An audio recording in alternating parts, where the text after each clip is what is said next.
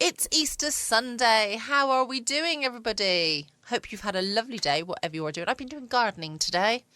Yes, my next door neighbour is having their garage taken down, and as a result, it means that there will be no barrier between my garden and theirs for a little while until they rectify it. It's their side of the garden. They're responsible for the fence on that side. But of course, I have rabbits and a dog, so I need to be very mindful that the rabbits and the dog don't escape into their garden while they're having some work done. So I'm just trying to sort things out a little bit so that my animals can't escape whilst they're having their garage sorted out, whatever they're doing. So I hope you're having a nice Easter Sunday. It's nice weather here, hence I can do a little bit in the garden. Tonight we have Sherlock Holmes, The Adventure of the Horseless Carriage. Not the Headless Horseman, the Horseless Carriage. I don't know why I thought about the Headless Horseman, but there we are. I hope you enjoyed this one. It was first broadcast on the 24th of February, 1947. Kreml Hair Tonic and Kreml Shampoo present the new adventures of Sherlock Holmes, starring Nigel Bruce as Dr. Watson and Tom Conway as Sherlock Holmes. Tonight, owing to Mr. Conway's illness, the part of Sherlock Holmes will be played by Mr. Ben Wright.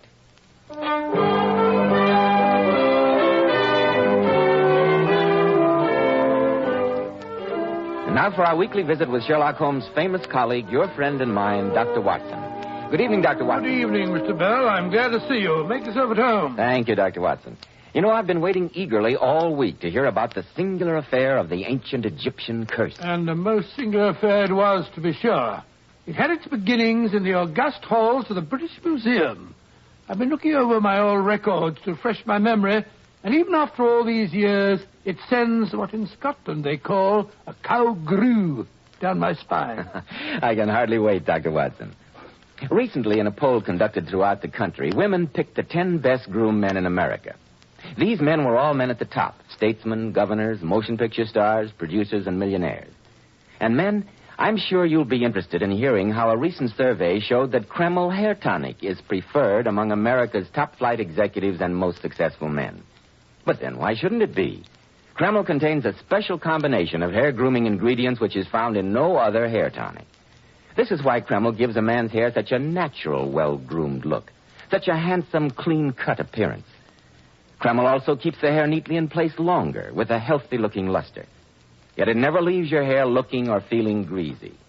After you apply Kreml, you can rub your hand over your hair, and your hair always feels so delightfully clean. Notice, too, how no greasy film comes off on your hand or on your hatband. Just use a little Kreml on your hair in the morning, and at night your hair looks as neatly groomed as when you first combed it in the morning. Kreml, Kreml Hair Tonic. Now, Dr. Watson, what about the singular affair which began in the sacrosanct confines of the British Museum? Well, I must admit that I was not a frequent visitor to those gloomy halls, but on this particular morning, Holmes had been insistent. All the scientists in London, especially the archaeologists, were agog over the arrival of Lord Cranwood's sensational Egyptian discoveries. For several days, Holmes had been deeply immersed in research among the Cranwood antiquities, so that now I found myself in the Egyptian gallery of the British Museum. I say, Watson, look here. This notation definitely proves the use of stringed instruments as well as flutes as early as 3000 B.C. Oh, very interesting, Holmes. Interesting indeed. If you please, sir. Smoking is absolutely forbidden. Huh? Oh, all right. Hello, Holmes. Oh, Watson, I don't think you know Professor Halliday of the British Museum. Professor, this is my friend, Dr. Watson. Dr. Watson? Not the eminent Dr. Eustace Watson, the well-known archaeologist of Edinburgh. I'm honored. No, sir. Dr. John H. Watson of Baker Street. Oh, sorry. This is Dr. Watson's first visit to all your magnificent new acquisitions, Professor Halliday. It's a veritable treasure house, gentlemen. The late Lord Cranwood's excavations at the site of ancient Abydos have given the museum a priceless mine of information. And yet the price in human lives has not been inconsiderable. First Lord Cranwood himself, only a few days after the shrine of Har-Shafit was opened. A man of almost 80, Mr. Holmes. The strain and excitement of the discovery were too much for him. No doubt. And then a month later, Dr. Duma, disappearing mysteriously from camp, only to be found hopelessly insane and babbling madly before he died. And young Wilson vanished into thin air and assumed to have been lost overboard from the ship that was bringing the expedition back to England. Oh, it was a calm, moonlit night. Don't tell me that you, of all people, believe this newspaper talk of Har-Shafit's curse, Mr. Holmes. I believe nothing that is not susceptible of proof, Professor. Evidently, the new Lord Cranwood is quite undisturbed by any threats of a curse upon his family. I've seen him working here every day this week. Oh, is that Lord Cranwood? Yes, the heavy-set, middle-aged man over there, just beyond that fifth sarcophagus. Fifth which? The chap with the rather florid face, just packing those notes into his briefcase. Oh, looks fit enough, I must say. Judging from his appearance, I should think that the curse of what's-his-name wouldn't have much luck with him. You'll excuse me, gentlemen. I want a word with Lord Cranwood before he leaves. Sir Holmes, supposing I run along, I'll meet you at the club for lunch and... Lord Cranwood, what's the matter? Why, he's collapsed. Quick, Watson. I don't understand. He just seemed to keel over. Let me take a look at him. You were standing right beside him, Professor. Just what happened? I was speaking to him. He clutched his throat, tried to say something, and collapsed. Holmes, Yes, Watson? the man's dead. Impossible. Cause of death, Watson? Well, I should have said heart, but... But the curious rigidity of the muscles of his hands and throat aren't consistent with that diagnosis. Is that it, Watson? Quite correct, Holmes. You would better notify Scotland Yard at once, Professor Halliday. Scotland Yard, Mr. Holmes, are you suggesting... I suggest nothing, Professor Halliday. But Lord Cranwood has died extremely suddenly. In view of the 3 previous deaths which have occurred among the members of the expedition, I feel that this is definitely a matter for the police. I'll send for them at once. I'm certain, Watson, that a second look at Lord Cranwood's body will suggest to your mind a cause of death with which you cannot be unfamiliar after your army career in India. The congested eyeballs, the rigid neck muscles. You mean snake bite? Precisely. The bite of some venomous and highly poisonous snake is the only cause consistent with these appearances. But there are no snakes here in the British Museum.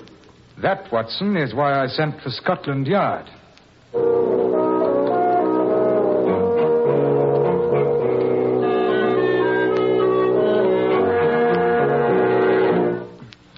You've been pacing up and down now for 2 solid days, Holmes. Would it be too much to ask you to be seated for at least 5 minutes? I'm sorry, Watson. The lack of any satisfactory solution to the problem of Lord Cranwood's death has driven me almost out of my mind. You find the problem insoluble, then? So far. Come in. Inspector Lestrade. I've been expecting a call from you. This thing's fair got me beat, Mr. Holmes. Sit down, Inspector. Can I get you a drink? Thank you, Doctor. I'll be glad of one. Well, we've got the coroner's verdict, Mr. Holmes, and much good it does us. Death by misadventure from unknown causes. Well, you could hardly expect a coroner's jury to say more. Did the Home Office pathologist confirm my opinion? Here you are, Lestrade. Well, thank you, Doctor. Oh, yes, Mr. Holmes. All the appearances of death were consistent with the bite of some deadly snake. But did we find any snakes running around? Were there any snake bites on the deceased body? No. Why, you yourself, within a few yards of the man, Mr. Holmes, and you know as well as I do that if a man gets bitten by a snake, he's going to let out a yell. I know exactly how you feel, Lestrade. Yeah, and have you seen the papers? Scotland Yard baffled by 5,000-year-old curse. Death strikes again from Egyptian tomb. You can't blame the journalist, Lestrade. It's a newspaper editor's dream. And Scotland Yard's nightmare. Well, I must be off.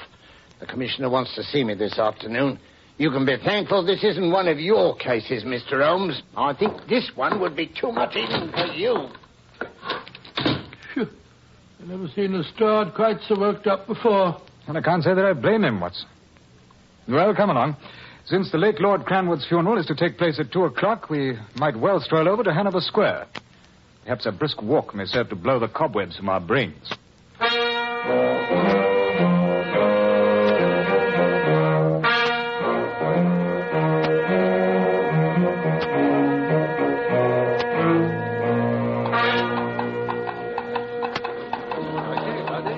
First time I've known you stand about outside a church at a funeral, Holmes, peering at the relatives of the dead man. I'm anxious to see the new Lord Cranwood, as well as his relatives. He was a nephew of the late Lord's, you know, and the family's interest in Egyptology has been inherited by him, along with the title. Here they come. There's the new Lord Cranwood. I wouldn't want to be in his boots with a curse hanging over me head. There's Lord Cranwood, Watson. Husky-looking young chap. Looks as though it'd take more than a family curse to get him down. Who's that coming after him, the pale young fellow in the wheelchair? His cousin, Mr. Neville Robertson, I believe. Been hopelessly paralyzed ever since boyhood. Horse rolled on him while hunting. Yes, the lines of pain and suffering are very evident in the poor fellow's face.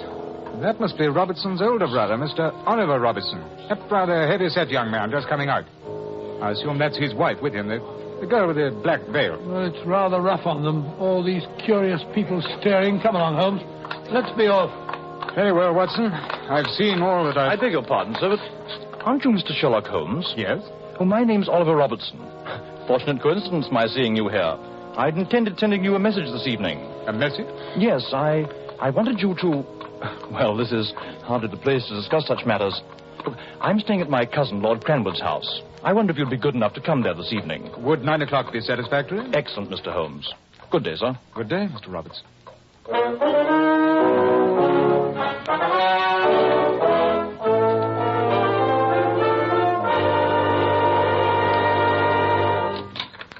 Oh, come in, gentlemen, come in. I don't think you know my wife. Dear, may I introduce Mr. Sherlock Holmes? How do you do? And this is my colleague, Dr. Watson. How do you do? I'm very happy to see you here, Mr. Holmes. And you too, Dr. Watson. Mr. Holmes, my wife and I, well, to put it frankly, have asked you to come here because we're afraid. Not for ourselves, but for my cousin, the new Lord Cranwood. Mr. Holmes, neither Oliver nor myself is of a nervous temperament. But if you've read the accounts of the Cranwood expedition, you must appreciate my feeling that we're contending against more than mere ill fate. 4 members of the same small group, dying mysteriously or by violence within a few weeks of each other. So you don't put any stock in all this talk about an ancient Egyptian curse? I don't really know. Tell me, Mr. Robertson, does the new Lord Cranwood share your fears? I regret to say he does not. He laughed when I told him I'd asked you here. Am I interrupting a council of war, or may I be permitted to be present? Oh, come in by all means, Neville. Here, let me give you a hand with your wheelchair. I can manage. My brother Neville, gentlemen. Mr. Sherlock Holmes and Dr. Watson. How do you do? I assume that the presence of the celebrated sleuth of Baker Street is not unconnected with the curse of the Cranwood. Please, Neville, don't make fun of us for being frightened. After all, it's Derek we're worrying about, not ourselves. Time enough for you to worry, Oliver, when the curse catches up with Derek. Then you'll be Lord Cranwood yourself, and it'll be my turn to start worrying. I gather, Mr. Robertson, that you are somewhat skeptical regarding the efficacy of Hashafit's 5,000-year-old curse. My granduncle died of heart failure after the excitement of discovering the tomb. Dr. Dumas' death was certainly not the first case of sunstroke that's ever been heard of in Egypt. And Wilson, who fell overboard from the ship, was notoriously fond of the bottle.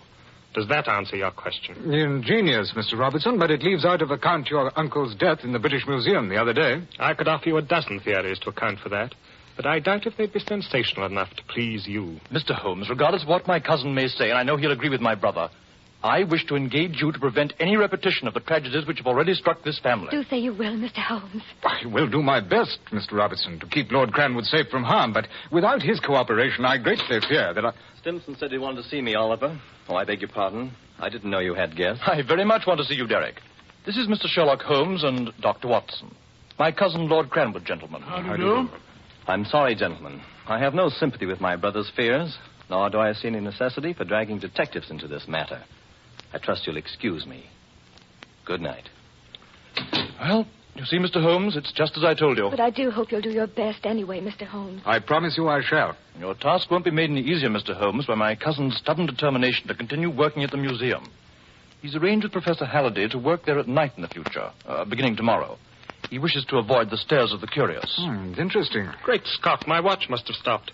9:30, and I haven't as yet fed my snakes. Snakes? Did you say snakes? Why, yes, Doctor. Since my affliction debars me from digging in Egyptian tombs and similar active pastimes, I amuse myself with a small herpetarium. Would you care to see my collection? Good heavens, no. Oh, some other time, perhaps, Mr. Robertson. Dr. Watson and I must be off. Good. Snakes.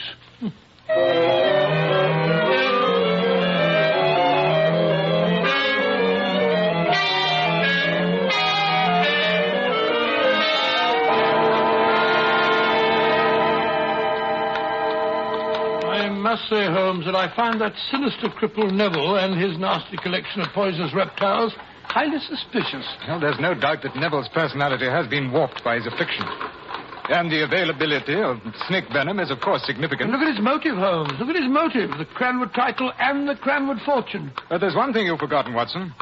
Even if the new Lord Cranwood were to die, it would be Neville's older brother who would inherit. Oliver and his wife would become Lord and Lady Cranwood. Are you trying to tell me that a murderer who'd killed 2 men would boggle at a third? If Cranwood dies and Oliver gets the title, he'd be the last barrier Neville's way. I don't like to say it, Holmes, but for once you seem to be singly obtuse about the facts of this case. Possibly, Watson. At any rate, I intend that you and I shall be present, although concealed, when Lord Cranwood visits the Egyptian galleries tomorrow night. You mean that you anticipate an attempt upon his life? As I have told you on previous occasions, Watson, it's a great mistake to theorize ahead of one's data. Mr. Holmes, you don't really put any faith in all this talk about a supernatural curse? Do you, Watson? Dash it, no, of course not. Good. Well, then I trust that tomorrow night you will arm yourself with your service revolver. Oh, really? Yes, Watson. I should like to be in readiness for anything we may encounter at the British Museum. Supernatural or otherwise.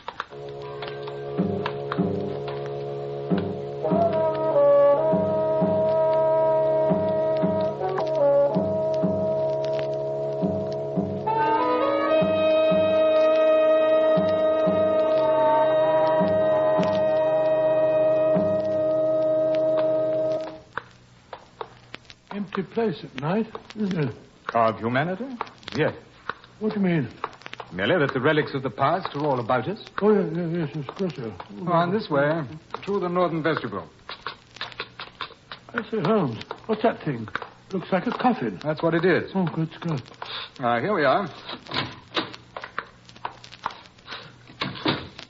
He'll no doubt work at that long table. It has the only decent light in the room.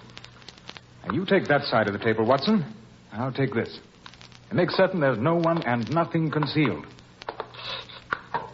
You're not expecting to find a snake anywhere, are you, Holmes? I don't expect to find anything. I merely wish to make certain that there is nothing to find. Now, careful, Watson. Don't knock over that little figure. What the devil is it? And the Egyptians call those little statues the answerers. They were buried in the cedar coffins within the sarcophagi to accompany the dead and to obey their orders. A pleasant idea, I must say. Well, there's nothing hidden on this side of the table. Nor here. Now, there's an excellent spot to conceal ourselves. Over here, Watson. Great. God, what a horrible sight. What sort of a nightmare is that? Appropriately enough, it's a statue of Harshafit, the ram-headed god. Oh, excellent, Watson. Now, this will do perfectly. We can see everything in the room from behind here. Just what are you expecting, Holmes? I don't know. Quiet. There's someone coming. It's Lord Cranwood.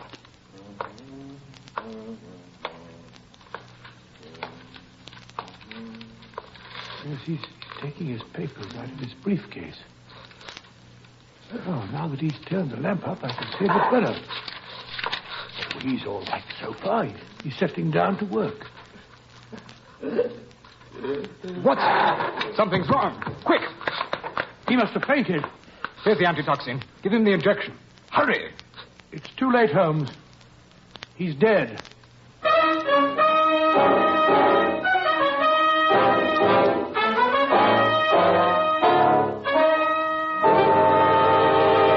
In just a moment, we'll rejoin Sherlock Holmes and Dr. Watson as they endeavor to solve the mystery of the ancient Egyptian curse.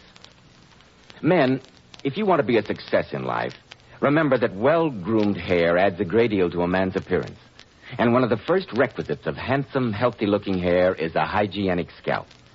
So start at once and take better care of the hair you've got. And if you're smart, you'll use Kreml hair tonic. No other hair tonic keeps the hair more neatly in place without looking or feeling greasy. But men, Kreml does lots more than keep hair looking handsome. Kreml's light oils have a grand lubricating effect on a dry scalp. At the same time, Kreml removes itchy, loose dandruff. Notice how alive and tingling your scalp feels. And you like to massage Kreml on your scalp because it's such a clean product. It never feels greasy or sticky. And if your hair, like so many men's, is so dry that it breaks and falls when you comb it, Kreml actually helps condition the hair in that it makes it feel softer, more pliable, and look as if it had some body to it. So men, for handsome, groomed hair and a more hygienic scalp, use Kreml daily. Buy a bottle of Kreml at any drugstore. Ask for an application at your barber's. Kreml, Kreml Hair Tonic. That famous modern hair tonic which has become such a nationwide favorite. And now back to Sherlock Holmes and Dr. Watson and our story.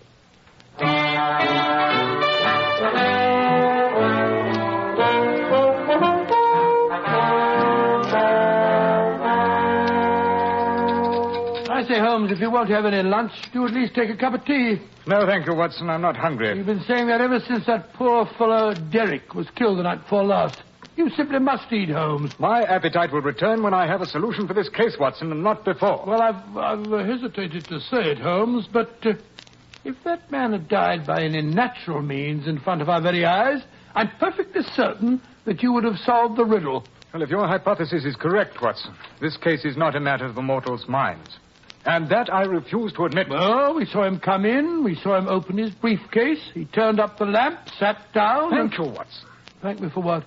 You've just given me some remarkably interesting food for thought. Oh, really? Come in. Why, Mrs. Robertson. Oh, I beg your pardon. It's Lady Cranwood now, isn't it? Makes me unhappy to say that it is, Dr. Watson. Won't you sit down, Lady Cranwood? I've already expressed to your husband my deep feeling over the tragedy I failed to prevent. Let me assure you, Mr. Holmes, that neither my husband nor I feel that you were in any way to blame. I appreciate your kindness, Lady Cranwood, but I still blame myself for having failed to reach a solution. And that is why I've come to see you this morning, Mr. Holmes. I hardly know how to say it. My suspicion is such a horrible one. Oh, there, my dear. I'm convinced that Oliver is in deadly peril. And from his own brother. Do you hear that, Holmes? You felt it too, Dr. Watson. Oh, I've been fighting down the horrible thought, denying it even to myself. But I felt I had to tell you, Mr. Holmes. Well, have you any proof, Lady Cranwood? Anything definite on which to base such an accusation? Only Neville's sneers and his jealousy of my husband. And those horrible snakes of his. Perhaps you may be able to assist me in confirming or disproving your suspicions of Neville, Lady Cranwood. Anything I can do, Mr. Holmes. Anything. I imagine that the entire family, and the servants as well, will all be attending the funeral this afternoon. Yes, of course. Then if you will be good enough to leave me your key to the house, I shall take advantage of everyone's absence to go there and investigate one or two possibilities that have occurred to me. Of course, Mr. Holmes. Here is the key. Thank you. And one other thing. I should appreciate it if you would ask your husband to meet Watson and myself at the museum tonight, about 9 o'clock.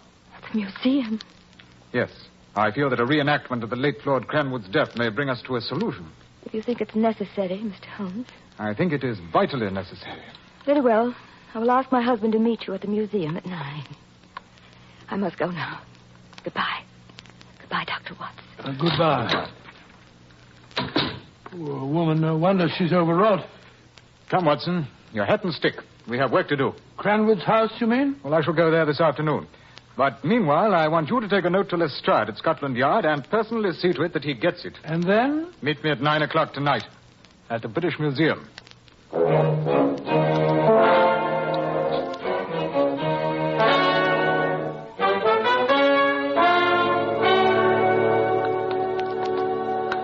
Well, I must say, Holmes, that as long as we had to come back to this Chamber of Horrors, I'm glad that you insisted on a decent amount of illumination. Since we won't be concealing ourselves this evening, Watson, I asked Professor Halliday to leave the Egyptian gallery fully lighted.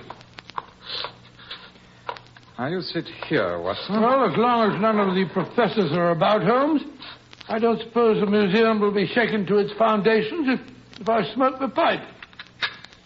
Ah. Huh, that's better. Good evening, Lord Cranwood. Good evening. Lady Cranwood? Mr. Holmes, Dr. Watson. Good evening. Well, I fail to see what purpose will be served by a reenactment of my cousin's tragic death, but I'm willing to do anything within my power that will offer any hope. I insisted on coming with Oliver, Mr. Holmes. I'm afraid every moment I'm away from him. And now, Lord Cranwood, let us try in every way to duplicate your cousin's actions of 2 nights ago. I have here his briefcase, and I'd like you to enter through those doors, carrying the briefcase in your left hand and humming a tune. All right. Ready? All right, go ahead. Now, put the briefcase down on this table. Take off your hat and coat and put them on the table.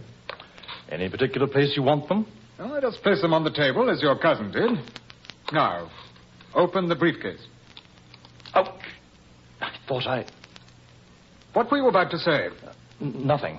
You were about to say, Lord Cranwood, that you thought the ingenious adaptation of the Borgia's poison needle had been removed from its mount in the briefcase lock. What on earth are you talking about? I found that fiendishly clever mechanism in your study this afternoon. Mr. Holmes, what do you mean? I mean that this briefcase was fitted with a poisoned needle, which was removed after Derek's death. Oh, no. And which I replaced when I found it at your house this afternoon. How horrible, how utterly vile. I also found some of the poison, Lord Cranwood. And I greatly fear that when I remounted the needle in the briefcase after my experiments, some of the venom may have remained on it. It was, Neville. Bluff, Holmes. Sheer bluff.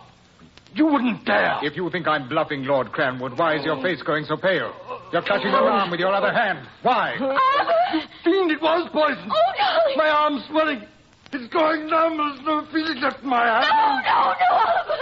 Mr. Holmes must be mad. Must you, Holmes? You've killed me. All right, I did it. I killed the others, but you'll never hang me. All right, Lestrade. There's your confession. It's a confession, all right, Mr. Holmes, but all you've given us is the corpse of a murderer. Yes. You killed him. Not a bit of it. He's only collapsed from fear. Holmes, the pain in his arm, the symptoms. Merely a harmless, though painful solution which I placed on the poison needle. Oh. Catch her, Watson. She's fainting.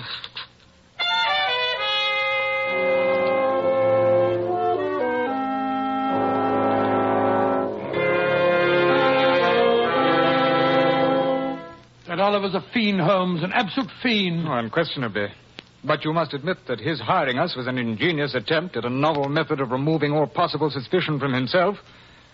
And now he'll pay the penalty for murdering at least 2 men. A good thing, too, although I'm sure I don't know how you ever found out about the briefcase. Why, you gave me the clue, Watson. You yourself. I did? Back in Baker Street when you were talking about the second death. You mentioned that we had seen Lord Cranwood enter the room. Open his briefcase. Well, we did. Exactly.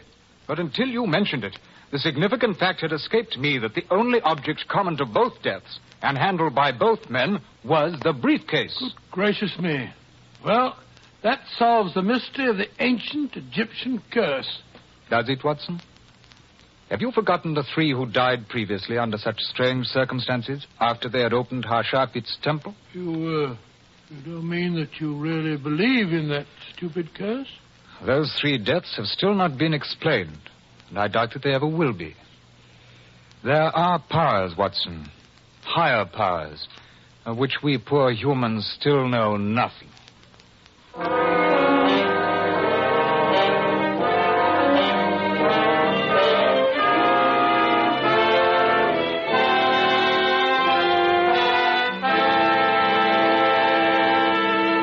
Ladies, the poet who said a woman's hair was her crowning glory certainly knew what he was talking about. That's why you ladies should take the very best care of your hair, especially in shampooing. I'm glad you brought that point up, Mr. Bell, because many popular shampoos have a tendency to dry the hair. Well, here's one shampoo that will never dry the hair, never under any circumstances, and it's Kreml shampoo. Yes, Kreml shampoo is simply wonderful. It actually glamour bathes each tiny strand of hair so that it fairly radiates natural, dazzling highlights. It leaves the hair simply gleaming with natural, glossy luster. And what's more, your hair stays this way for days. Kreml shampoo is not a soapless shampoo. It's not a cream shampoo. It's entirely different. Kreml shampoo never hurts the texture of your hair. You can use it as often as you wish, over a long period of time, and it'll never dry your hair.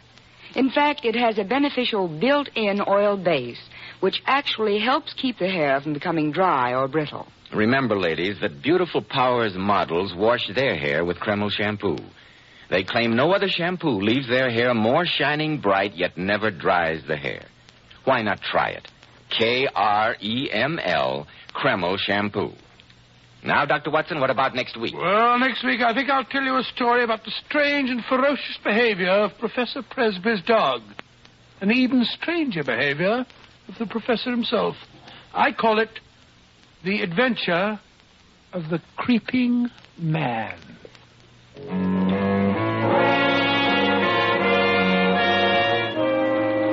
Tonight's new Sherlock Holmes adventure was suggested by an incident in Sir Arthur Conan Doyle's story, A Study in Scarlet.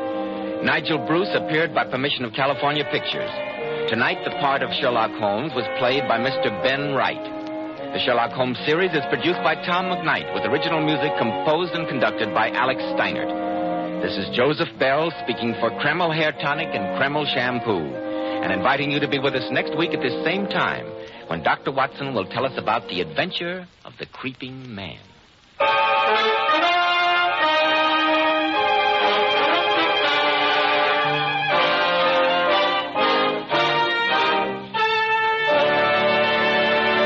This is ABC, the American Broadcasting Company. Welcome back. Hope you enjoyed the latest episode of Sherlock Holmes. He always seems to have a bit of bother, doesn't he? I will be back again from tomorrow night, 6 p.m. GMT, with some more fabulous stories to entertain you as you go about your business. Can't wait even to catch up with you all tomorrow night, same time, same place. Don't forget you can check out my podcast page at patreon.com/Foxy After Dark. In the meantime, stay safe, always be kind, love you all.